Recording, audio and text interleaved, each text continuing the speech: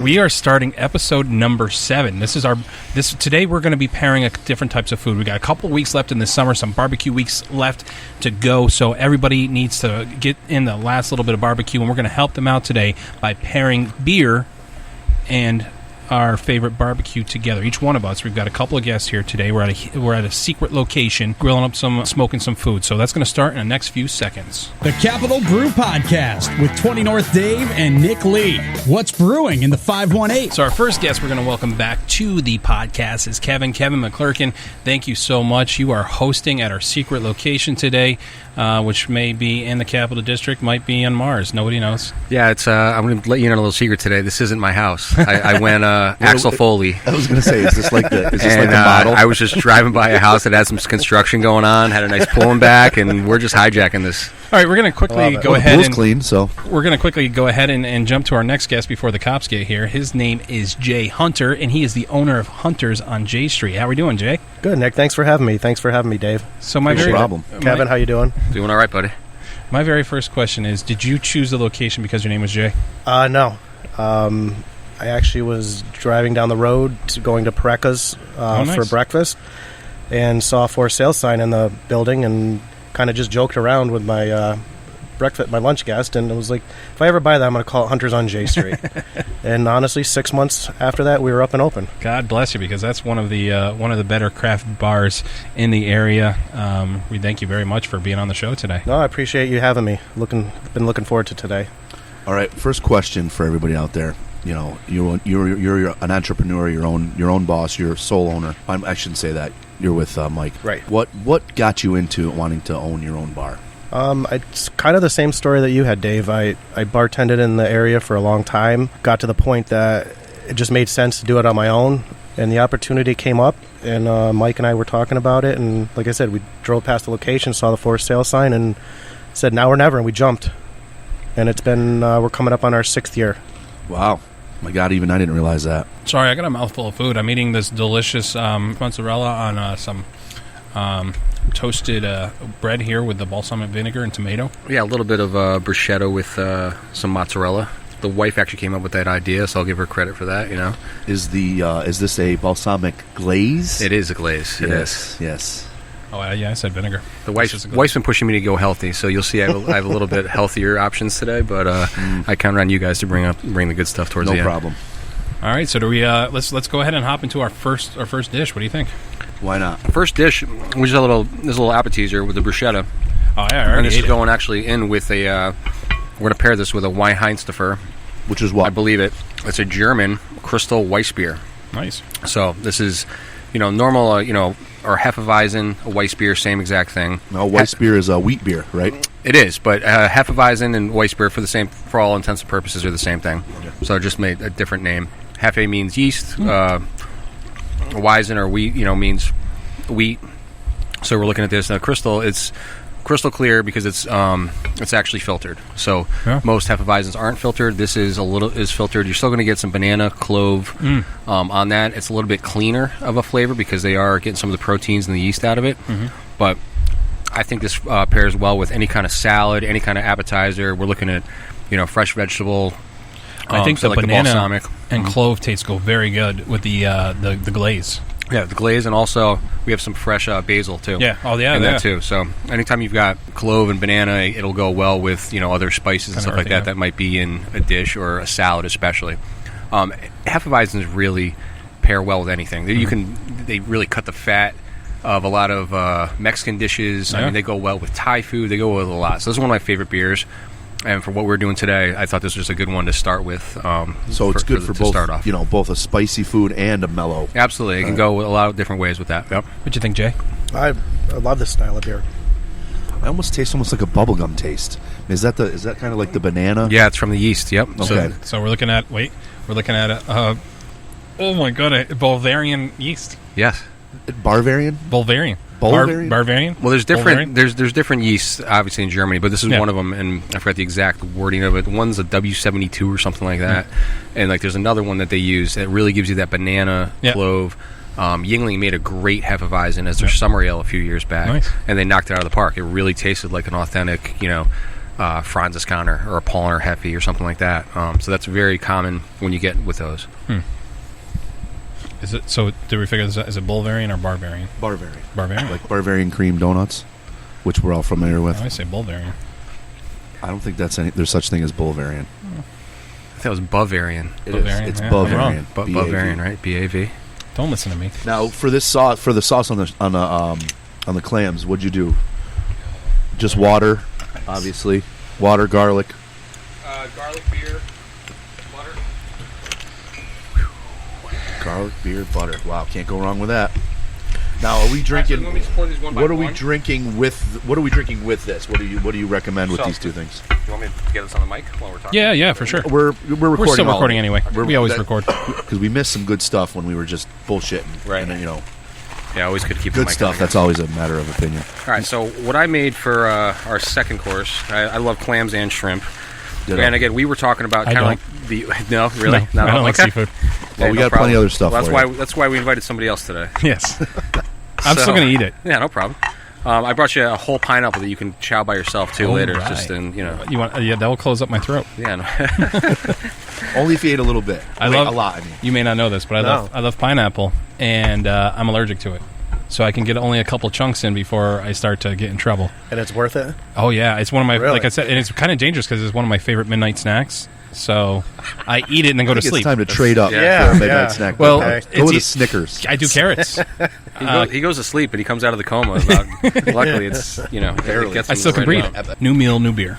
Beer. So, out of curiosity, Thanks, Kevin. what you cooked? You cooked so- the shrimp is a scampi. The shrimp, yeah. So my idea was like a grilled shrimp scampi because they're redoing my kitchen right now. So I didn't really have a chance to do an inside, sautéed shrimp. But I sautéed it in some lemon juice, garlic, a little bit of cayenne pepper. That's my mom's little touch there. So you get a little bit of heat on the back end. Your lips burn a little bit, which I always love. And then, just kind of basted it in the butter and the garlic sauce and everything like that. So that's where that is. The clams are real simple. I took some, one of our beers that we're going to be pairing with is a Pilsner. I went with a German Pilsner because, as they say, the Bavarians created Pilsner. Pilsner Urquell in the town, Czechoslovakia now, whatever.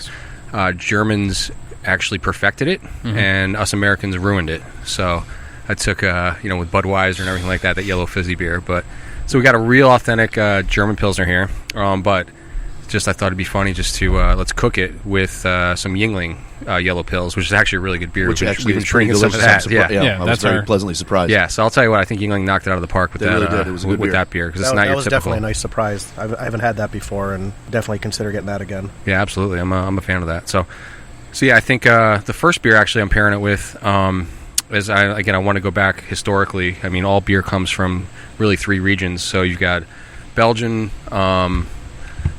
Germany, and England. So I've got actually three beers that are authentic that kind of go well with seafood, and you can try them if you like them. I really don't believe there's a wrong answer. So it's really what you like to drink. Oh, yeah. Yeah. Again, Everybody's when palate's different. Right, when we go with the London Porter, you're going to see what I think. I talked about this last podcast.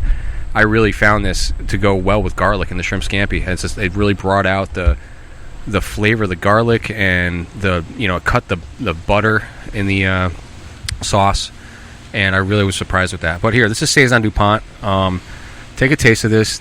You're going to get this. This is a farmhouse ale from Belgium. This is the one we are drinking right now. Is a Saison DuPont. What does that mean? Yes, DuPont is the brewery. Okay. This is a very old brewery from Belgium, and a Saison is a farmhouse ale. So this goes back to the days where basically they, farmhouse ales in general, they made the beer with what they had in the farm. Seasonal. That's what right. Saison is. I'm This is assuming means unfiltered. season. I would assume so. Right. I don't speak French. Right. Well, it's Belgium, so yes, but Belgium, France, right on the line there. But yeah, you get a lot of peppery flavor, and a lot of this comes from the yeast and everything like that. The hops they use, I think, are like Golding hops, stuff like that. Again, a lighter hop. We're talking about like the difference between it's not an American hop or anything close to it. You do get citrus. You're going to get pepper here, and this goes really well with, I think, the clam. The clam is what you really want to go with on this. Traditionally, it goes excellent with mussels, but I'm thinking, So we should drink the Clams, beer mussels. first, then eat the food. Do both. Then go back to the beer. do both. Yes. Try get a little bit See of how what it changes the flavor. exactly. Oh my god, I can't believe I'm about to do this. You have your Benadryl. I'm not allergic. I just for me, the sweetness of the clam really comes out. And then when you go back to the beer, you get a lot of the peppery of the Saison, I think. No, it's Yeah, it really does. Like it really brings out, like after you eat a clam and then take a sip, it definitely brings out the flavor of the clam. Mm-hmm. The sweetness really comes through. I feel like. I mean, these are good. We probably should try shrimp with it as well, right? Yeah, absolutely. Years, right? I just did. It's delicious. Your face is telling otherwise. I like the garlic. Thank God for garlic. Oh my God, thank God for garlic. That's real good. I like the grill. But you notice like the kind of the butter goes away a little bit. It almost dissipates the fat. As soon as you... You know what I mean? So the flavor comes out. You get the flavor of the butter, but you're not getting that it's the carbonation. Greasiness. The so-called scrubbing bubbles of the carbonation. It's funny that you say that, because you ever remember those the old commercials with the dish soap? As soon as you hit the dish soap to the pan, all the grease separates. Right. As soon as I took a sip, I could literally feel it like run from the front of my the grease flavor leave the front of my tongue all the way to the back as it hit. Mm-hmm. And you see like the Weissbier Hefeweizens usually have a really white fillowy head. Yeah. Saisons have if you look at the bubbles, they're very small bubbles, very like small. Champagne bubbles. It's very effervescent, like velvety almost. Right. Absolutely. We were talking about that over at Great Flats. Great Flats. So what do you think? Do you get what I'm throwing out there? Absolutely. This was definitely a good pairing. And this was a situation where some pairings you want to counteract, whereas this one seems more... Compare, contrast, and complement. Right. Yes. Those are the 3 C's in food and beer pairing. More like a compliment. Yes. All right, now we're doing a contrast thing, because this is really going to cut the...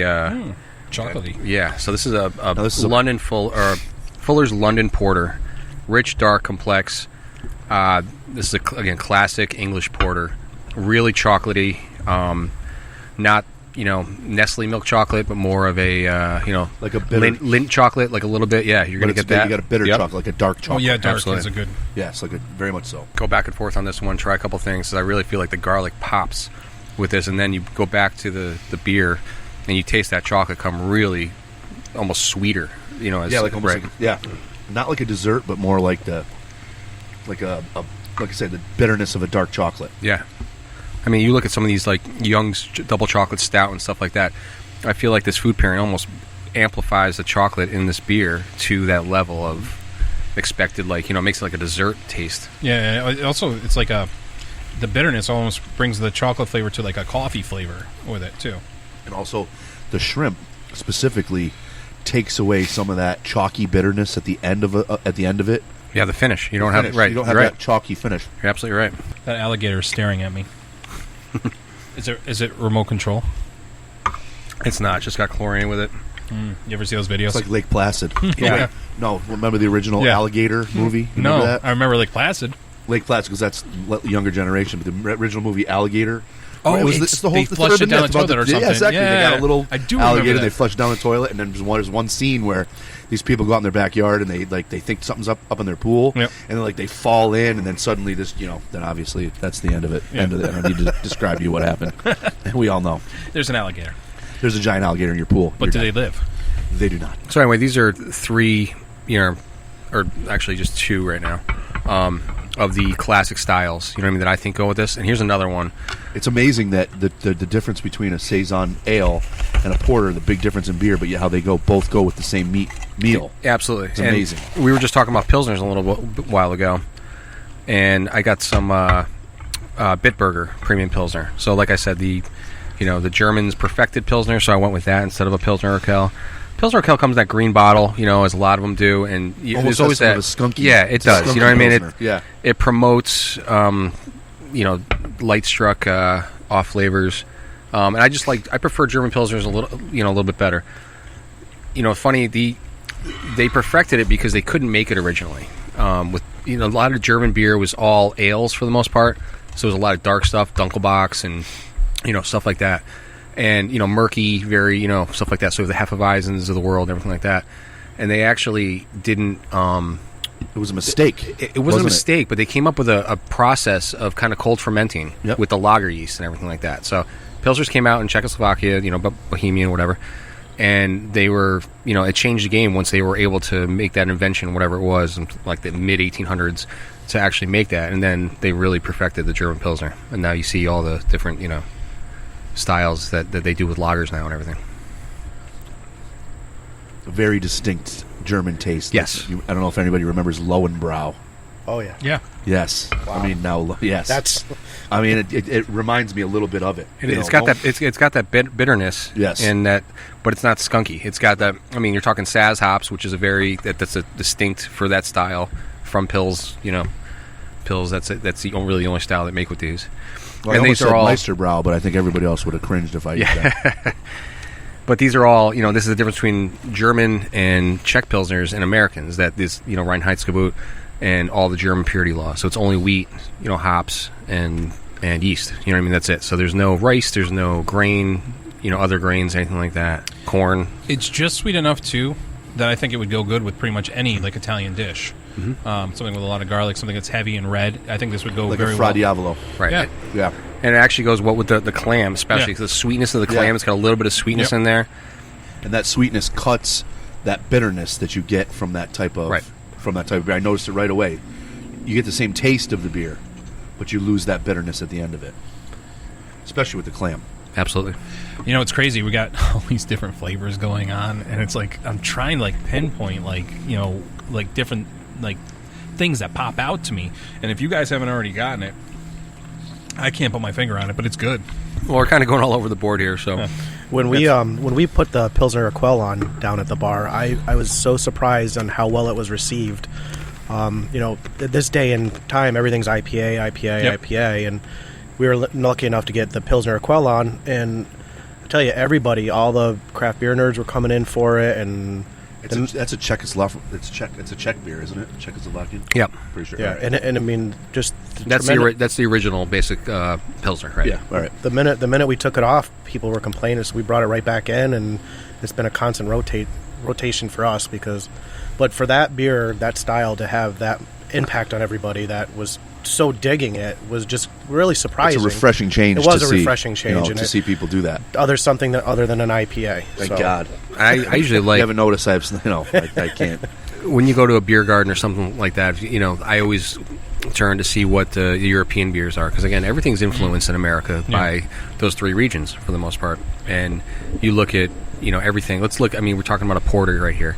So porters eventually became stouts. They had black patent malt, everything like that. It was a English brown porter that ended up in Ireland. It was a black patent malt. I want to say there's a Russian Imperial. It actually got the name because of, apparently back to the story, Queen Victoria in England wed to a monarch in Russia.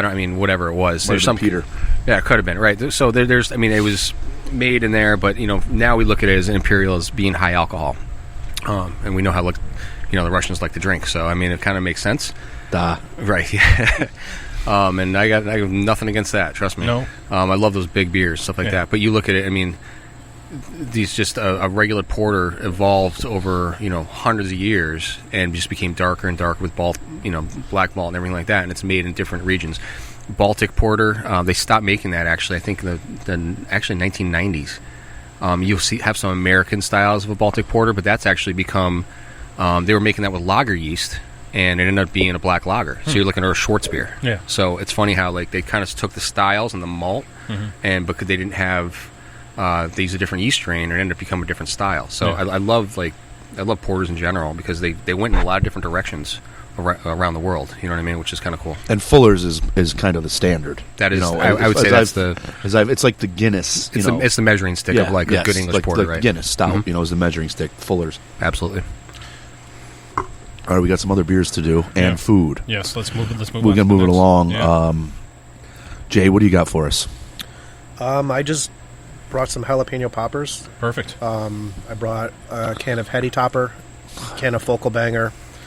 And I brought a growler that we have on tap right now from a local brewery called Unified. Sweet. Those guys are killing it. So I just wanted to bring some stuff that would help accentuate the jalapeno, maybe bring up the heat a little bit. Not necessary. I've sampled the goods. So Jay, I went with the then of beers. Jay's going with the now, and this is going to be good. I actually brought a beer. Get headphones on, for his jalapeno poppers too. That I'm going to grab. It's from Rare Form. It's a smoked pilsner.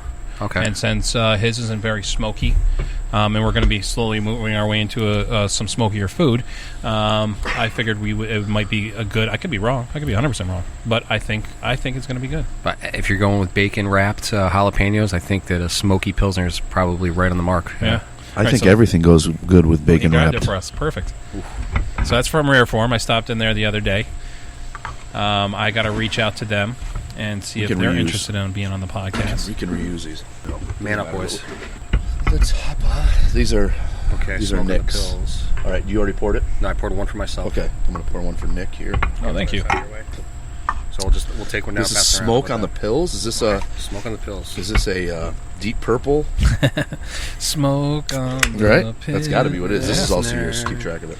And for a Pilsner, it's 5.3, so I think it's a little bit on the higher side for a Pilsner. Pilsners tend to be on the high 4s, low 5, so, you know. Okay, next coming around, the Focal. Also an Alchemist beer. Yeah, he doubled up on the Alchemist, huh? Let's just give a big shout out to my wife for letting us do this today. Oh, yeah. Thank you, Christina. Awesome. Thank you. Pretzels again. Yes, thank you so much. Again, I can't thank everybody at this table for being here at this. Thanks for letting us using the secret location. The secret bunker. The McClurken bunker. The model for your neighborhood. So this was the first Alchemist. That's the Heady Topper, and that's the Unified. Got it. Oh, yeah, got it. Got it. Your cousin from Boston. All right, who thinks that? Somebody pick me out the hottest one, and I'll take it. Here, that's it. All right. Got it. All right. So I know everybody has their own take on jalapeno poppers, and This is my favorite. my wife and I kind of just were playing around with it one day and saw online. Obviously, we didn't make it up, but so when we make them, we make buffalo chicken wing dip, and just pop it in there because who doesn't want buffalo chicken wing dip, and add some more spicing to it, and then bacon makes everything better. So that's So kinda how we you basically took half a jalapeno, Yeah. scooped it out, threw some cheese in, wrapped it in bacon, put it on the grill. That's right. Genius. So what was the first beer we were going with? This is that black. That's That the rare form. No, Rare Form is the first one. Oh, that's mine. Yeah, the Rare The Form. rare form. So there's a smoked Pilsner, right? So we didn't get to the Heady Topper yet. Rare Form is actually a brewery that we were lucky enough to do our first collaboration beer with. Oh, nice. The guys from Sliding Dirty, when they moved into Schenectady, Pat and Tim approached us about doing kind of a collaboration beer. And, so we got to go out and spend the day with Kevin out at Rare Form and got to brew a beer. And awesome guy, great brewery. A lot of fun when you guys go out there. Oh, yeah, for sure. Maybe we'll have you come along with us. Where's Rare Form? It's in Troy. All right. So now we're trying to Rare Form with a little jalapeno, and I assure everyone out there, these jalapenos have some kick. This smoked Pilsner is phenomenal. What a great beer and what a great combo right now. Yeah, Rare Form did a really good job with it. Yeah, these complement each other perfectly. Wow, that's smoky. All right, I'm going to move on to what's the name Oh, of this? wow. It's yeah. almost like a scotch, a smoky scotch. Pete. Yeah, it's Smoky When Pete. you eat it, Wow. take a bite of the jalapeno afterwards. I think it cuts the heat a little bit, and it brings out the smokiness of the bacon 100%. I always think that beer does do a good job for cutting the heat out of, But yeah, the smokiness and the bacon and the cheese. It pops. Wow. Absolutely. Yay. Outstanding. Good job, Nick. You did your homework. I'm proud of you. He did a good job with the jalapeno poppers. It worked out. It was perfect. That was awesome. That was the Although best- Dave best gave one me a so nice far. trick for the next time I make them, so maybe they're not as quite as hot. But. Actually, that was perfect with the beer again. Absolutely. And again, you're getting the carbonation. It's cutting into the cheese and the fat. I mean, it really. That's why beer goes so much better than wine. Yeah. People think that wine dinners, all this other stuff. You have red in your whites. I mean, there's sweet. There's all this other stuff, and you pair them the whole thing. But the carbonation and the yeast and all the different spices that come along with the beer that really just make it go so much better with food. Not to say that wine isn't good. There's there's great wines that go with everything, but really you can pair any kind of food with beer and it's going to taste good. Yeah, it really is. It's amazing how they managed to get it so smoky in the beer. Yeah. Well, I mean, what it's they did almost- is they smoked the barley, Yeah. Yep. and that's how they got the smoky flavor into there. So right at the front end of the. Wow. Yep. Yeah. I was really surprised at how smoky Jam, I'm it gonna tasted. probably need to grab a couple jalapenos. Yeah. All right, now, so we're still staying with the jalapenos, but now we're moving on to, I think we're moving on. What was this one right here? This The was Alchemist. Focal Banger. Vocal banger. No, that's IPA. Focal Banger's from The Alchemist, which is everyone who's into the New England style IPAs know The Alchemist. Is it a New England or is it an Imperial? What's the heady with the Focal? It's just a regular IPA, right? So this is in a. It looks a little bit on the hazy side. A little bit, but not to the extreme of the heady. It's amazing how the smokiness of both of them complement each other. You'd think that it would be, too much, but it actually complements. I think it accentuates it, right? Like we were saying, it complements and accentuates. That's the word I was looking for. Yeah, word of the day: toilet paper. Dave, invest in it. Wait, what was it? So word of the day: toilet paper. Absolutely. I ended up having like 40 words of the day. Oh, good thing there's an edit on that one. Jesus.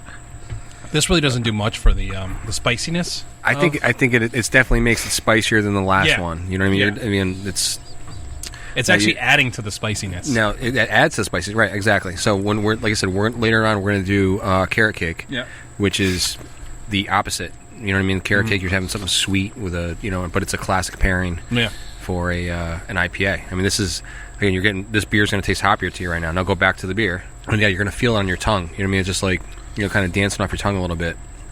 Different flavors. You get a little more citrus on the tongue than now on the Focal Banger. Like, how different is this? Like, I've never really had Heady Topper. How different is it from Heady Topper? Heady's more classic New England style. I haven't had Heady in a while. Well, we're gonna. You got it right there. Yeah. I mean, I always preferred Focal. I was never a huge Heady guy. I'm not a huge New England guy, but I preferred Focal a little bit more than the Heady. Again, I don't believe in driving anywhere for a beer, more than an hour. I remember talking to my cousin, and he got into craft beer before I did, and he said he would go up to the Alchemist. He waited 7 hours in line. That's insanity. For his beer now, and now we're lucky enough. A few times a year, we're getting a ship down to Schenectady. So they haven't changed much. We talked about it before. The fact that being exclusive cuts both ways. Right. It can be a great thing, but it also can be a detriment when customers get sick of waiting. I think they see that now, and that's why they're starting to distribute it to the Capital District, and they're starting to send it out once in a while. And they are making more beer, and they're trying to get it out to the masses. So you don't really have to. And that's the thing that's great about the Capital District, and I don't think a lot of people realize that, is that we're almost in like the mecca, like center of all this craft beer. We've got Maine, we've got Vermont, we've got Massachusetts, Pennsylvania. We've got Pennsylvania, we've got New York City, and we're right in the middle of all this. And we can get a lot of this beer that a lot of people can't get. And the fact that we're getting drops of Heady Topper and Focal Banger, says a lot for our area and the craft beer scene around us. I noticed this is a stark contrast beer to the smokiness of the. It's polar opposites. Opposites. I mean, you couldn't get any farther apart. The smokiness as opposed to the bitterness from the hoppiness. I mean, like, it's almost like hitting a wall. I was really happy he brought a smoked beer because I was looking for something. I didn't find one at the Bev Center I went to. But, I think this is like, with bacon. Oh, my God, it just takes it. It made it taste like you actually put this in the smoker, and we just did these on the grill. Yeah. Nice job with that, Nick. I never would even have thought to bring something like that. Thank you, I appreciate it. Kind of pair with these kind of beers. Yes, especially since this is like the opposite. I mean, you take a bite and you take a sip, it's almost stops that smokiness right in its tracks. Yeah. Jack's Abbey has a Smoke and Dagger beer, but I don't think it's good. Quite up to this level. So good job, Rare Form. Yeah, excellent job, Rare Form. Absolutely. And right now, what do you think of the Focal Banger? That's what I'm sipping on right now. It's very fruity with the fruity. Yeah, citrusy, not floral so much. A lot of pineapple. I feel like what about your pineapple? I taste pineapple. You throw that in there. Tip of your tongue. I'm getting a lot of citrus dancing off the tip of your tongue at the end, right? Yeah. If it's a grapefruit, it's a juicy like red grapefruit, not the ruby red. Yeah, like kind of like not flavor. The harsh white grapefruit that you get with some of the hops. Man, I don't even know. We got to eat another popper. We got one more beer. We got another beer. We're crushing poppers right now. Oh, good. Well, we got more poppers. Good thing. Yeah, we got. I've been milking mine. I think it was a good segue into it. Sweetness of the clams going into like smokiness of the popper with everything like that. That's not really. Well, is there some sort of recipe you can follow in terms of like a meal? Like you got to start with a certain. Yeah, I mean, you always start sweetness and then a bitterness. Same with a lot of stuff, like with wine, and I know they do everything light to dark, right? So I mean, you're gonna have like a steak with like a nice burgundy or something like that, right? and you have a nice light wine with the salad. So that's kind of what we did with the Crystal Weizen, having a little, so it's not just pairing foods, but it's pairing it in an order. Yeah, you can. You want to do it in kind of an order. Absolutely. So you can. We went seafood, and then we're going to end up going. I would think darker and smokier, and everyone we're on that path to right now. Sure. But I think we actually just accidentally planned it in the right in direction, the right order, now. right? Yeah, absolutely. See, dumb luck. Yeah. All right, I've got to finish these beers, and we got to get to the next dish. No. Well, no, we got to get. But we still have one more beer. I believe. Oh, we still got one more beer to go with the popper. No, we got the. No, that's what I'm drinking now. So then you're out. You got it out of order, pal. The next beer that I brought was from Unified Beer Works. Oh, so that's not a Fidens. No, I grabbed a growler. The bottle. Okay. Yeah, I grabbed a growler from the bar. I'm sorry, that's the one that's got the pineapple flavor to it. You're jumping the gun here. I did. So this is the one we're on right now. that's when I started drinking. Okay. That's one that I feel has a pineapple-y with the bacon. So right, so the Unified, we have the a Constant Sparkle. It's a New England style. It's got Galaxy hops. It's got pineapple and tangerine. See? So right up your alley, Nick. Yeah. It's not as so much citrusy, like in terms of like lemony. It's more like you said. That tangerine is probably what I'm feeling. So I was saying ruby red. Like if there's a citrus, it's a ruby red. Like it's a sweeter citrus. How do you like it with the smokiness of the popper? I like it. How are you feeling? He looks like. I mean, are you having an allergic reaction now? Your face looks like Rocky Dennis. What is that? I don't even know. No. Mask, share. Now this is what did you say? This is. If this is an IPA, it's much mellower. It's a New England style IPA. You don't have a lot of heavy hops. It's not. It's more of like a New England style, so it doesn't have that bite to it that. But again, it's got the Galaxy. West Coast. Yep. I did get a little more heat on the jalapeno though. I did. After biting that. There's something with these ales that really keeps the heat going. Yeah. Definitely, and because it doesn't have that bitterness. It almost had a sweetness that it doesn't cut. But it was almost like that mango habanero hot sauce at BWW that tastes sweet but makes your butthole burn the next morning, right? I think it's something like that, right? I love. I don't know if you guys know this about me, but I love hunting out some of the hottest foods I can find. I went to this place called Torchy's Tacos in Texas, and Torchy's Tacos in Texas. Yeah, that sounds amazing. Oh, it's phenomenal. So they'll make like a hot sauce. How many words of the day did you go through then? But what they do is they'll make their regular hot sauce, and they have a bottle of stuff called a Source, and it's a hot sauce made of like the extract of the 4 hottest peppers in the world. And so what I did is I'm like, hey, your tacos aren't hot enough. Like I heard you guys bring the heat. Bring me the heat. So they literally have it locked in the back room in a safe. The manager came out, grabbed it. The whole kitchen staff came out. I took a toothpick and I kind of dripped it into my hot sauce and I mixed it up. Poured that onto my taco. I took a bite. I was like, yeah, not good enough. So then I took another toothpick. I dipped it in and I wiped it through the actual taco itself. Took a bite of it. Not good enough. Took another toothpick, dipped it in, and like at that point in time, like everybody was just kind of around watching. And as soon as I do it, they're like, "Oh my god!" And it was whatever. I think I'm broken. I don't think the heat hits me the same way, but I can taste it. It's like there's like 3 levels of hot for me. That's it. It's like when Homer put the whole jar of wax down his throat to eat the 5 I was just thinking that. And then he starts tripping. Yeah, I was tripping with Johnny. That was the episode with Johnny Cash. All right, we got to move it along. We're gonna move it along. I'm gonna grab some pork. Do it. Do it. Oh, yeah, that beer is awesome. The Unified, because it's not really bitter as a IPA. Awesome, good. Oh yeah. Yeah, those guys are killing it up in Malta. To have a brewery like that so close to us. I mean, it really. Yeah. I haven't reached out to them yet, but I plan on it. I don't know why I thought it'd be a good idea to work after hanging out with you guys. Oh, you should have been here for Kevin's first show. Oh my God, we're drinking all 12%ers. Yeah. Yeah, I listened to it. Oh, did you? What do you think of the podcast? I think it's fun, man. It's it's definitely knowledgeable and stuff, and just sitting there bullshitting. I actually have a beer for Dave's too. Okay, pass it around. That Take that one Unified down, was excellent. Pass it around. Like as IPAs go, it's one of the best ones I've had. Awesome. It has the IPA flavor without that bitterness, that bitter dryness that you get.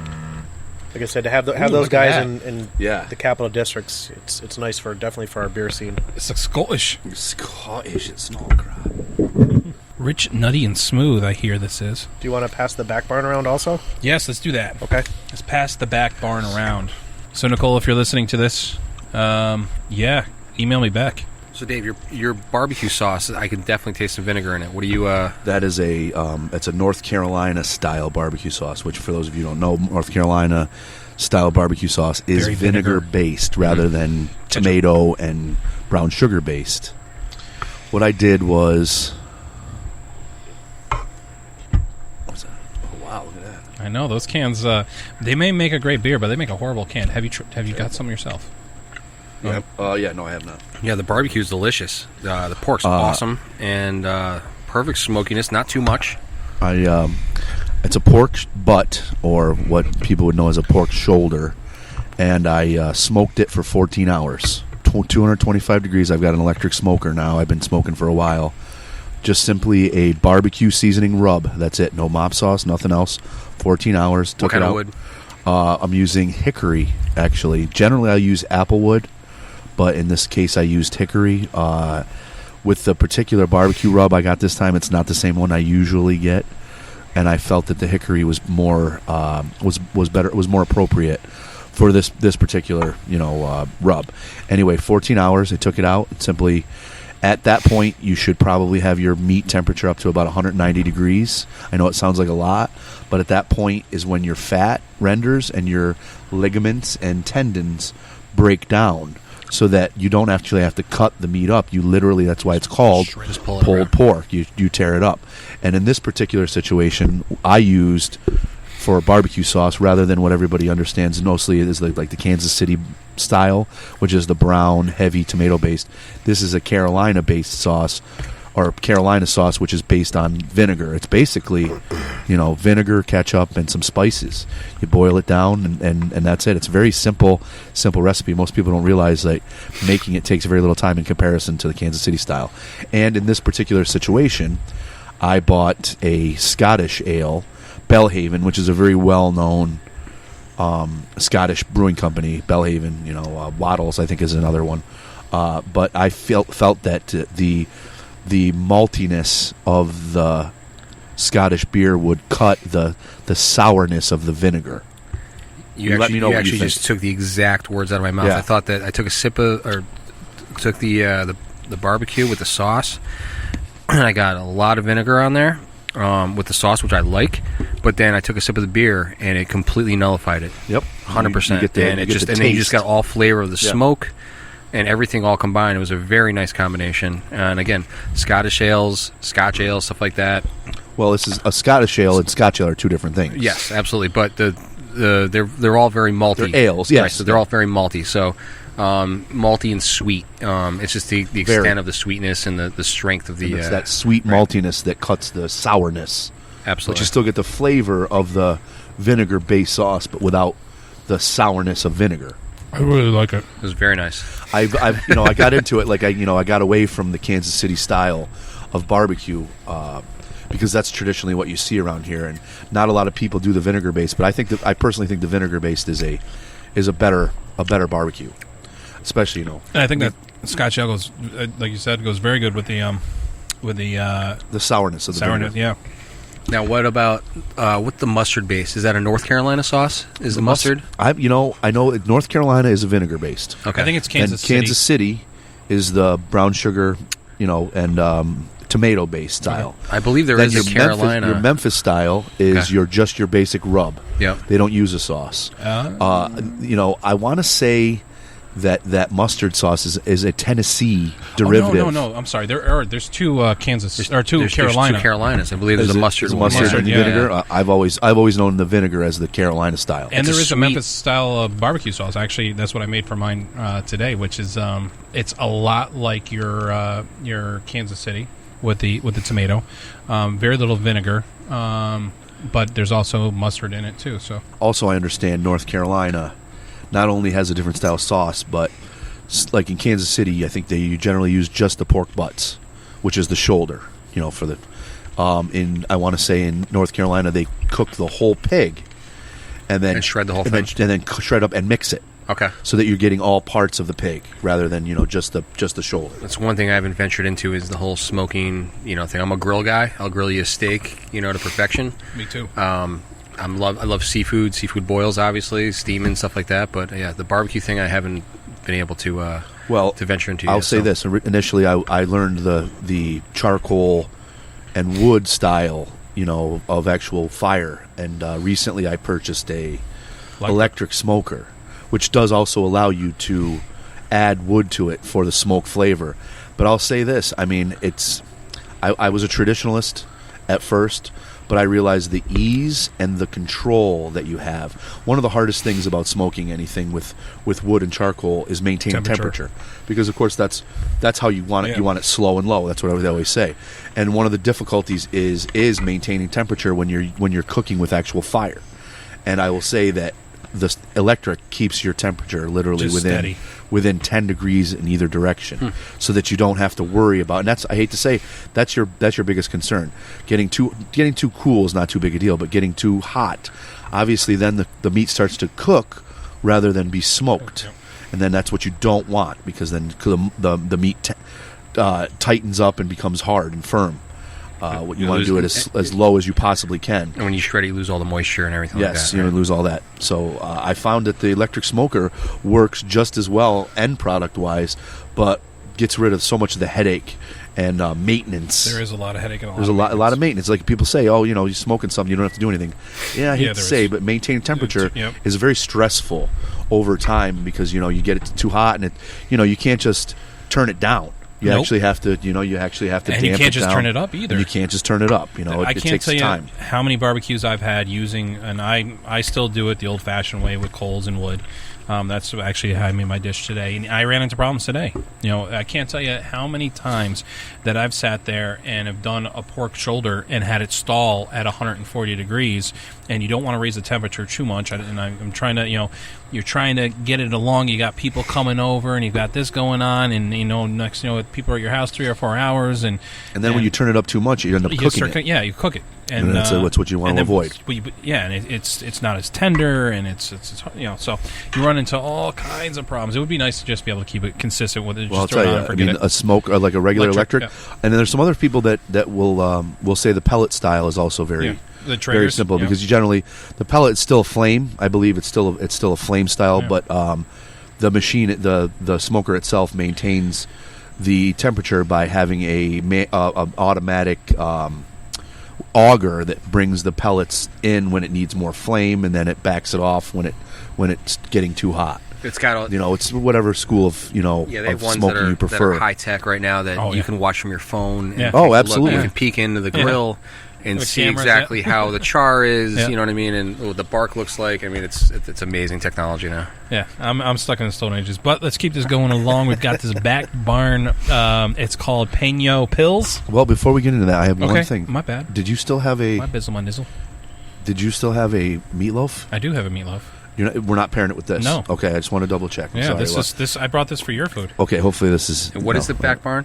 Back Barn is a brewery, and no, I'm saying, what is the beer? Oh, it's the. We all know Back Barn. Yeah, of course. For those who don't know, it's a brewery out going just past Waynesburg. I don't know. It's between Delancey and Waynesburg.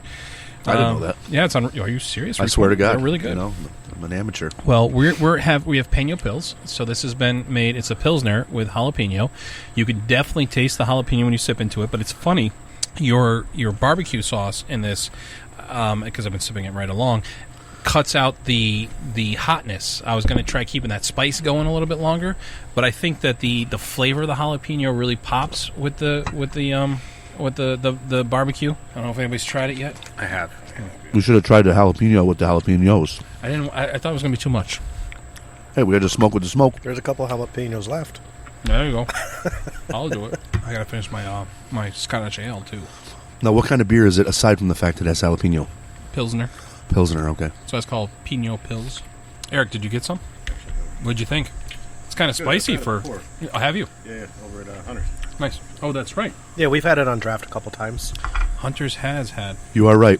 The spiciness is gone. The spiciness is gone. Just gone. I would like to actually have a jalapeno popper with your barbecue sauce. Well, there's a couple right there, buddy. Yeah. Well, maybe after the podcast. But you're absolutely right about the fact that I didn't expect that. It cut it right away. Gone. That's funny because I took a taste of it. And I got the jalapeno. I'm like, ooh, okay. Yeah, before you ate something. Right, absolutely. And then the vinegar obviously just took that right away. And I thought it might accentuate the vinegar a little bit, but it didn't. got rid of it. Then I went back and took a sip, and there was no jalapeno in the Pilsner at all. It's sort of like if you pickled it, right? Yeah, it was completely Must gone. be the same, theory. Right. When you pickle something, you. So if you're looking to have a beer that tastes like jalapenos and enjoy the jalapeno, you're not going to want to have barbecue sauce, the Carolina barbecue, vinegar sauce. It cuts that right out. I bet it would go great with a chicken wing. You know what I mean, like a hot wing or something like that. It would probably really. So how do you think it would go with a popper? I think we should try it. Yeah, all right. Let's do it. I feel like the poppers are going with everything. They're almost gone. That's the last one. Here, I wonder if it's going to take care of the spiciness. Oh. Yeah. Mm-hmm. Did you get a toothpick there? Mm-hmm. I'm like, what is this? Don't eat that. I think I swallowed the other half of that one. It's just a little wood. I don't think they should be mixed together. I don't think it's that hot. No, coming on the back end, but again, once I had that vinegar, I think it nullified the beer completely for me. I should have had a complete palate cleanse to go back to, because I really didn't get the jalapeno on the lager or on that again. It adds like when I go to take a sip of it, it's just it hits you and you can taste the capsaicin and the actual beer after having the capsaicin from the peppers. It just hits it. It adds fuel to the fire. Not a lot, not like the ales did. This was definitely milder than anything. This was back to the jalapeno. I wouldn't say stage 5. Which I had originally without anything. This is probably like stage 3. You know what I mean? It wasn't anything too crazy. You've made it so far without hiccups. I know. I'm doing great without the hiccups. You can't say something. That's why I knocked. You're not knocking on wood, though. I know.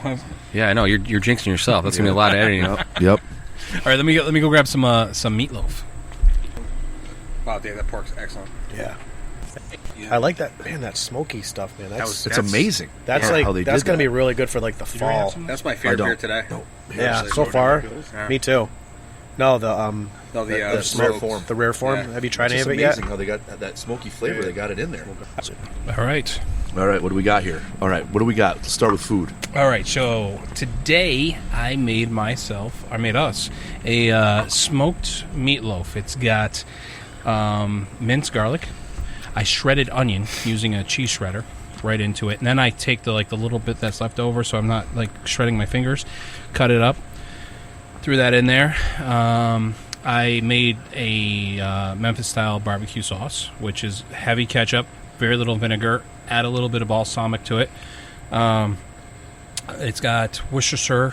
It's got. This is where I did my bourbon sugar mix. And then I mixed it all into a bowl with a little bit of. I used it's a steak seasoning from A1? Montana. I used A1 in the steak sauce. That's my secret ingredient that I don't tell nobody except for you.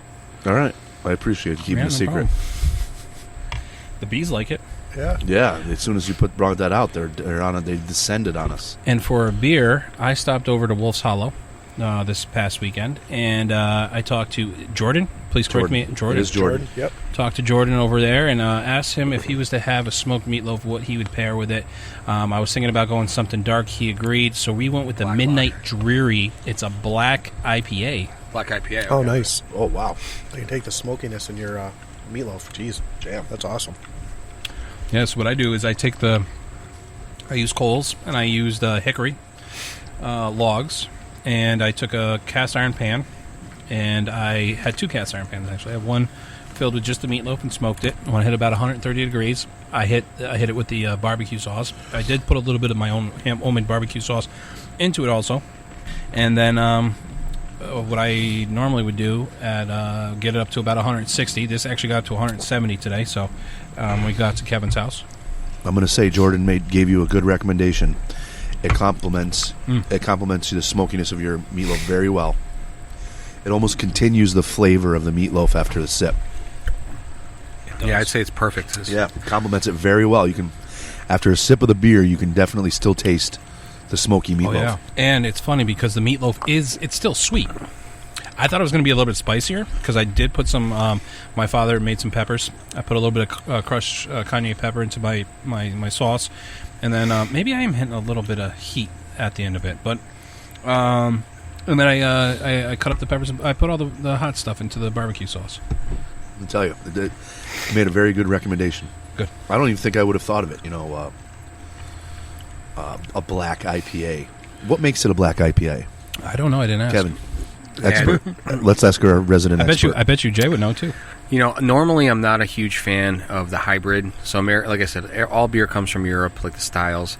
So Americans' contribution is basically to try to mix and mash stuff. So you get black IPAs, you get India Pale Ale, stuff like that.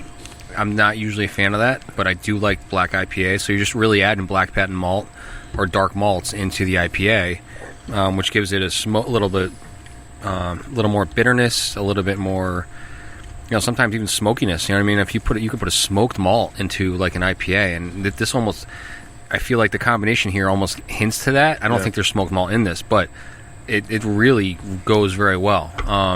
I do like the black IPAs as opposed to some other crossbreed, Now I noticed that because the black IPA is almost not. You get the IPA flavor, but you don't get the bitterness or the that dry mouth taste. Right, and I would say it almost gives you more of a an English like a pale ale, like a bitter. Yeah, bitter. A bitter taste to it. Yep. See, my problem, and I guess I'm a little sour on the India Pale lagers, because the whole point, I mean, when you look at a lager and an ale, this is common beer knowledge. Ales are top fermented, lagers are bottom fermented. Ales produce foam, which gives you the phenols and esters that gives you the spiciness and fruitiness from the hops.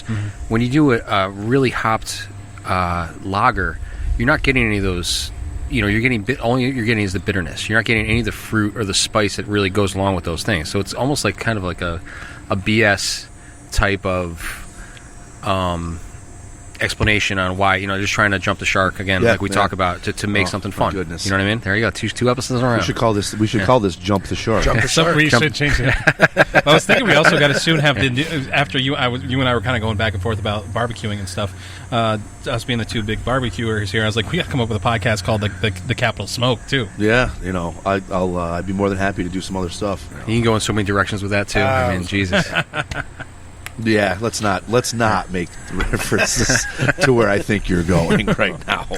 There we go. You out of here?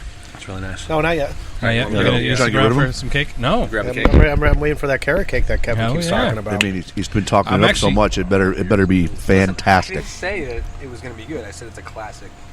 Hey, Dave. You notice everybody's backpedaling. Who made one bag short? That was. Was that Will Salo? Yeah, it was an English IPA. I'm noticing a little bit of a style coming out of Will Salo. Now did we go through that one bag short? We did. We did. Yeah, we did a podcast Because I thought that beer was excellent. It was very good. I like the traditional pale ale, English pale ale, which is not bitter, which doesn't have that dry mouth taste that you get, which for some reason everyone loves. I can't figure it out. I bet if you brought some of these beers that are not IPAs to people and sat them down and had them be like, okay, this is what's offered, this is this type of beer, I think most people would be like, wow, I've really been missing out because all I do is go into bars and want to drink an IPA. Yeah. Which all essentially, I hate to say, at times almost taste the same. Yeah. Of course you can put a different fruit flavor in there. You can use Amarillo hops and this and that. But you realize, of course, that once you start cooking hops, they start losing their potency, their flavor, their oils.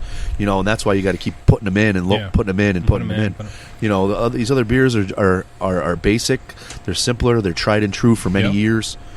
And in my opinion, they have just as much, if not more, merit. I agree with you because there's a lot of times where I just get so sick of IPAs and they all blend in together, and so for a while I was kind of leaning toward like Pilsners and lagers and stuff like that, and probably one of my favorite ones is from Threes Brewing, their Velite Pilsner. Oh wow! And if you haven't had it yet, it's where's this? Threes Brewing out of Brooklyn. Okay. Their Velite Pilsner just like really changed the game for me. Like it just made me kind of like you said, Dave. Like there's other beers out there. There's not just IPAs, and and it's the season too. So you start just explore a little bit more rather than just constantly go with these IPAs because they do to me, blend in a little bit. One of the things I was going to say too is Thank you. I think, and I'm one thing that Kevin has noticed, and I'm sure Jay has noticed too, is people were always like, "What's your new IPA?" Absolutely. Now they're asking, "What do you have new?" In general, And I think maybe not as much, but I think it's starting to happen. I think it's because of IPAs that people are going to start learning more about pilsners and lagers. Like just for like Wolf's Hollow is a great example, even though they do make a lot of IPAs. That doop, boop, boop. I'm drinking beer. I lose track. We have a beer in front of my face. So anyway, long story short is I think that because of IPAs, I think people are going to start trying new beers. They're going to try new things. Well, it's that term that Kevin has mentioned, grazing. And eventually you're going to get through all available IPAs. And if you want to keep trying new stuff, you're going to have to move to a different style of beer. I'm sorry to say that. It's going to be places like Wolf's Hollow, places like Whitman's, places like Unified, like Fidens, like Frog Alley, like Great Flats. These guys sit there, they make their crowd pleasers, their IPAs, their New England's, hazies, juicies, and then they'll make a couple of pale ales here and there.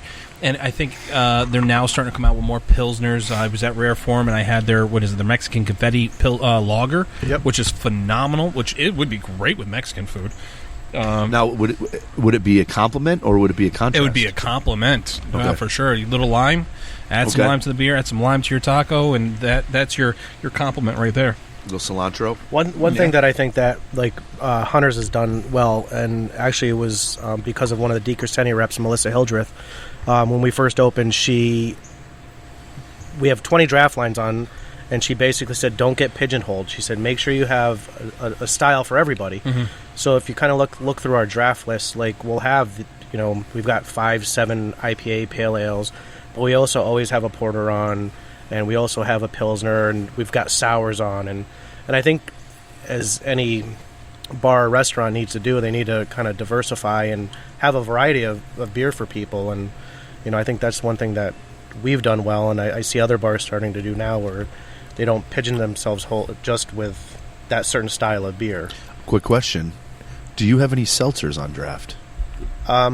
We tried that, and it didn't do as well as we'd like. Have you tried Great Flats Weekend Water? I have not. Their lime agave, phenomenal. I should reach out to those guys. Yeah, for sure. I'm just asking, once again, because we were talking about other beers, and obviously seltzers have really stepped up. I mean, Bud Light Seltzer, Truly, White Clam. And I've noticed that some breweries... White Clam? White Clam. Sorry for the you know what? God darn it! Sorry, I couldn't resist calling you out. I know. I you know what? It's so bad. I said that.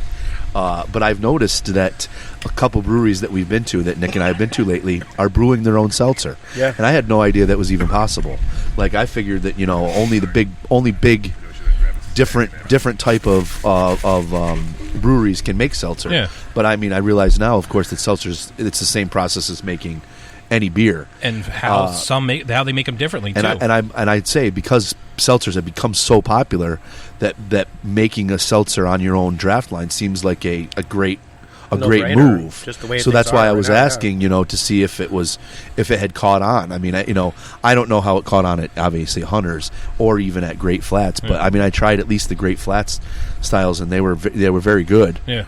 I think a lot of it too is you have to have the staff and bartenders that can sell the stuff too. Where if they like it, if you have a customer that walks in and says, "I'll take a White Claw," excuse me, and then why not say like, "Yeah, I offer White Claw, but why not try this local beer?" So or seltzer, as you're saying. So I think if you have the right staff, you can kind of educate them too, and maybe lead them into something that they're not normally going to ask for. Well, I know it's the thing. Most people, they relate seltzer to cans, right? And it's like trying to break someone from that mold, like because they think to themselves, they're like, "Oh, well, you got seltzer on draft? Like, how's that?" Yeah. Okay, bad imitation, but I would say that. Were you imitating me? No, I was not. Because I said hell yes. No, I was not imitating. Kevin McClurken. We walked into. I'm not ready for my imitation of you yet. But I would say that you're not ready for my imitation of you yet. Come on, Kevin. Let's see him. Let's hear him. Now we're getting off track. Come on. Okay, that's more of a visual one. Let's stay focused. Let's stay focused here. But to go back to seltzers being on draft. Seltzer, I think that could be a huge step for some breweries is actually making the seltzer. I mean, you got to compete with White Claw and Truly and Bud Light and whoever and Corona and whoever else makes it. But feel like Peter Griffin I laughing. think in order to do that, yeah, you really have to have the staff that can sell the person on it. Where right, because they're just like, well, I want my can. I want my White Claw. But yeah, can. you know what? This is what I have local. Let's support. Both Dave and I walked into 151. We sat down and Firestone. Firestone, not anymore. Not after the lawsuit. But we sat down, and Kevin, first thing he's yeah, you guys want to drink? Like, yeah. He's like, have you tried the seltzer from 151? We're like, we'll try it. And seltzer from Great Flats. Great Flats. I'm Gotta sorry. give him credit. Yeah, the weekend water from Great Flats. We're like, no. Right, so that's something I would never have thought about putting on tap. And, Jay's, like I said, I've always said that, I've said it before this podcast, that I think Jay's got the best, craft beer bar in town. You know what I mean? He's always got a constant changing lineup. You know what I mean? He's got the best stuff in town. You want to go in, you want to try something new. I learned more from Jay in what he's got on tap now in the industry than I did, anywhere else. You know he's what I mean? One of the few places that have Thin Man. Yeah, absolutely, right. And that's a phenomenal beer. Like, they put out really good beers. I have Thin Man right now, too. Do you really? Yeah. Well, I hate to say this. I try to, I kind of complain when Jay gets in it. I don't, you know what I mean, if I really like it. So that's how it works. I got the brown ale there. Okay, cool. Yeah, that's really good. It's a really But good the point being, like, they sell it. You know what I mean? They don't have to sell it. So a seltzer in that place is probably a little harder for him to sell than me to sell, because I'm not as high-end craft. I'd love to be where he's at, but I'm not. So it's probably easier for me because I can kind of point people in direction where they come in and walk in, they're like, okay, what's new and sexy? Yeah. And I think we're at the point where he carries White Claws in the can, and you're at the point where, you have to have them in the house. I fought it for a long time, you know what I mean? But having it on tap and taking up a draft line, that's another thing. Yeah. You know what I mean? So, it's nice that I think the best thing about it is that, and I'm sure Jay's going to check it out, but the fact that Great Flats actually made their own, you know what I mean? It's not just a mass-produced. But that would be an easy sell. That's something I would put on. And because it's local. Just because, if someone comes in, my bartenders are trained enough that's like, hey, I know you want this, but maybe try this. Give it a shot. We'll give you a sample, and if you don't like it, no loss. But if you like it, then now you've got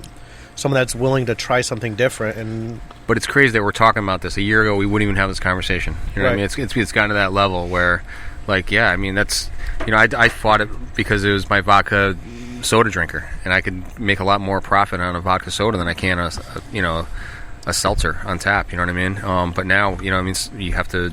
Some places can't afford to give up a tap line too. Sure. You know what I mean? Like they want, you can't actually, draft is a bigger desired seller than canned or bottled, and so you want to move your draft line. So if you say to yourself, well, if seltzer's not really going to sell, or you're waffling on it, you'd almost rather have a beer there because you're going to sell cans. With having 20 draft lines for us, somewhat of a luxury. It affords us to try different things. Yep. We give it a shot. If it doesn't work, we learn. Maybe we buy a sixth, though we don't commit to the half barrel. Yep. And we live and learn. And if it works, great. Then we bring it back. If not, then it. I think we need to give that time. It's such a new. Now we're talking in terms of business, not actually podcast. Right. I think that over time we'll tell. To see whether or not. The thing is, the advantage I think of draft lines beer-wise is you get a better product out of a draft. Correct. It's not pasteurized. It's not individual bottled. You get a better product out of a draft. I don't know if that's the same thing is true of seltzer. Right. You know what I mean? There's certain drinkers who are like, I don't want my craft beer in a bottle or a can. I want it right out of it. I want it tap line. Hey, I don't know if that's going to translate in terms of seltzers. Yeah. It might be. I hate to say it might be just easier to sell the my cans. thing honestly with that would just be to support like a local brewery and give it a shot and see what happens with it. I think that was the point I was trying to make. Like, if you're going to try it, I would let's try it from somebody that we like and we local. Show support to somebody local that I like those guys. They're great to us, and why not? Because we're open different days and hours than they are, so we might reach a little bit bigger market. Now that someone maybe doesn't know about them quite as much, they'll have it. Now they'll go over to their brewery. Yeah, there certainly is a big change. Now we're getting off. I'm sorry, and we got to get going. Yeah, we got to get Jay out of here. Yeah. He's hit his pumpkin time. So let's talk about the this carrot cake, which I just tasted. By the way, is delicious. Did you make it? Around for the carrot cake? No, our friends at Hannaford made this carrot cake. It was made sometime this week. I didn't look at the date on it. It was $9.99. Great deal. But this is a classic pairing. When we were talking about IPAs earlier, is carrot cake, cream cheese frosting, and an IPA. So we got 2 IPAs here, which... I only have one. You want to sit over here with Is Mike? this my other one? Yeah, that's your other one. All right, we're going to say goodbye real quick to Jay, and we're going to welcome in Eric from... Thank you for having me, guys. Had a blast. Can't wait to do it again. Yeah, dude, Thank you very much. That was excellent. Thank you. Yeah, no problem. Thank you. Sorry I had to run. For No, those of you you're listening, fine. Jay really liked the Hannaford carrot cake. In case you're wondering. No. Talk to you later. Yes, sir. Check. Leave. That's why we thanked the wife earlier, so she'll clean up everything for us later. My girl would kill me. Yeah, she'll. That better get Trust me, edited. that's not Sorry. happening. This That's is not the happening. My girl edit point for everyone there. Yes, my girl wants me to stop calling her my girl or my girlfriend. I have to now refer to her by her name, so I say the beautiful Jessica. Okay, Yeah. Perfect. that's fine. I We have no objection to that. I think that's the first time I walked up to a house and rang the doorbell in about 20 years. Is Kevin home? Who answered? One of the construction guys. Well, somebody was supposed to let you know to just walk in the backyard. Yeah, exactly. I gave him an address so that my job is done. If Peeked he around can't the corner figure it and out, didn't see this. Yeah. I got you to here. My car's out there. If you can't figure it out from there, I'm sorry. It's a little too much. Now, what, the first beer was I missed what we just poured. All right, so I got That's you know, Eddie again, Topper. We'll go No, back. I think that's Heady Topper. The first one was Dogfish 90. That's it. I didn't That's get what that I'm one. talking about. You got the chef. Send it over to you, you guys. I thought. Maybe I drank it. You probably You drank- did. there's a little You're bit just in sitting there if there you want. whacking down drinks. You know what? I think I did try it. All right, so anyway, we're going back to classic beer pairings. So IPAs accentuate heat, really good with hot chicken wings. You're going to get a lot more heat. You know what I mean? Like when you get into the New England style, sometimes you get a little bit different. As we saw, we had the pineapple. Yep. We had some different things going on. So I've got I got a straightforward Dogfish 90-minute IPA. Is that a West Coast? I mean, it's modeled after West Coast, yeah, Okay. but it's known as one of the best IPAs in the country. It's I mean, a- it's it's a phenomenal. legend, This Right. is the Dogfish 90-minute. Dogfish 90, yeah. Now I mean, it's 90-minute Imperial IPA. Is that a different than their standard 90-minute, or it's their that's their 90-minute? 90-minute, right? 60 minutes are regular IPA, they're and regular. 90-minute. Again, every boil with the hops is 60 minutes. They go an extra 30 minutes, add an extra hops, everything like more bitterness. Now, when you add more hops, you have to add more malt, which balances out the hops, so it doesn't just taste like a hop bomb. Yep. And that's how you get the alcohol. So the malt is what releases the sugars that gets fermented. The more and everything sugars like you that. have, the more Right. So we're at, I think this is 9% alcohol. This one, okay. So I figured, I didn't. That's very high for an IPA. It is right. So this is definitely definition of an imperial IPA, and it goes great with carrot cake for whatever reason. I don't know why, but it's different. You're going to get a little bit different flavors that come out. Now, for those of us who are listening, we lost Jay, but we have now picked up my partner Eric, And high winds. Actually, we've had high winds the whole entire time. so that you're going to notice another individual making comments. Actually, I think I already said that. Well, that's all right. I don't care. Just want to make sure. So is there cheesecake in the frosting It with is the a perfect No, pairing. it's cream cheese. Cream cheese. cream cheese? That's what I meant. What did I say? Cheesecake? Facetious comments will be edited. Eric, you like it? It's a perfect pairing, I would say, especially with the 90-minute. Yeah. It accentuates the sweetness. Yeah. It Very does. much so. And also the bitterness gets knocked Gets down a cut. little bit. Right. Yeah, Yeah. absolutely. All right. We also have Jay gave us a Heady Topper too. Classic. Thank you, Jay. All right. So double IPA, New Give us England our style, beer and leave. and yeah, let's try that one too. Almost everybody out there who's an IPA person knows. Everybody what knows I'm Heady talking Topper, about. Again? It was pretty much Heady Topper was pretty much the beer that started this, in my opinion. There were other beers that were big IPAs first, but the New England style revolution, I think, began with Heady Topper. I'm trying to think You of know. my first IPA. Well, I mean, obviously, Dogfish has been around for a while, Harpoon. and technically, like Harpoon and Sierra Nevada Yeah. were the first to really start Maybe it was a pale ale. the IPA trend. Yeah. I'm just saying in the The Northeast. Northeast, yeah. And there were other, Otter Creek was there. Yep. There were other breweries in the Northeast that did IPAs. I just want to say that Shipyard. Heady Topper was the first one to really Yep. garner everybody's interest in saying, I want that. I want stuff like that. I want to try everything new like that. It sprung a new style. It sprung those people who were really who got into IPAs and now have jumped from Heady Topper to, like you say, like every new craft that comes out. Yep. But I give credit to Heady Topper in terms of the current Northeast New England style IPA revolution. Yep. Yeah, I mean, Sierra Nevada was definitely, without a doubt, Pale Ale is an IPA. Okay, I mean, when you look at the IBUs, it's on the higher. I mean, it's supposed to be 30 to 45. I think is a regular IPA. I think that's in the 35 range. Although it's labeled as a pale ale, it is an IPA. It is a low. Well, all right. IPAs are pale ales. Yeah. It's just basically what makes Hopped them up. India is extra hops. Right, exactly. But the definition, when you look at like a Saranac Pale Ale compared to like a Sierra Nevada Pale Ale, Now- West Coast hops, a lot more. Now, I would say the Saranac is one of my favorite pale ales. Like upstate, I think it's more of a real pale ale. real because- pale ale, yeah. like an English style pale ale. Yes, like, because it's whereas not as the super like you hoppy say, the and- Sierra right. Nevada was. You're right. It was an IPA. But for all intents and purposes, Sierra Nevada was an IPA. It has the bitterness, it has the IBUs, it has the alcohol content of an IPA. Whereas the Saranac, for those of you who want what a real pale ale is, you're supporting a local brewery. You're supporting local ingredients. I'm fairly certain, and you're getting a pale ale. Whereas they're not. Their intent is not crushing you with hops. They're trying to give you what they consider to be a legitimate and tasty pale ale. I mean that's my.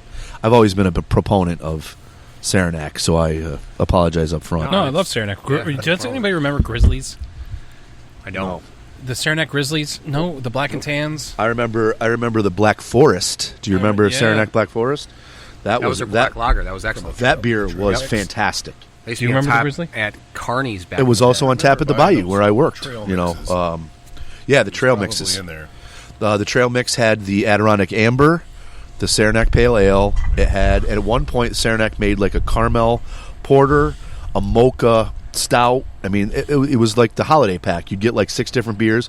You get like 2 of each. Saranac was actually the first one to come out with those mix packs. Yeah, and and they knocked it out of the park. it really did. I mean, it's unfortunate that they don't have the money nor the they don't have the money or the advertising to compete with like some They're other still bigger pretty ones. big, but their mix packs that's their wheelhouse right Yeah. there. You know what I mean? They don't. And other people Unfortunately- do it too now. Yeah. Unfortunately, Absolutely. other craft brew That's- companies came along and have now pushed them to they're not as large as a Sam Adams, obviously, but they're much larger than like a smaller craft brewery. And they're not new, and that's They're It's almost to their fault that they're not. They're not new. It's not their fault 'Cause everybody's They did heard of nothing them. wrong. Everybody knows Everybody's them. heard them, right? So new and sexy. Like, is don't come to always- me with a Saranac beer when I want to say I want something new. You know, it's all right. So here's it's a blast from the past. This is my progression through alcohol from beginning of my life till now. Wine coolers, No wine. Actually, Boone's. wine coolers, Mad Dog. Let me see if I can guess. From Mad Dog, where do we go? Zima, Yeah. maybe Bud Dry. Or what are we getting? Chased Inside.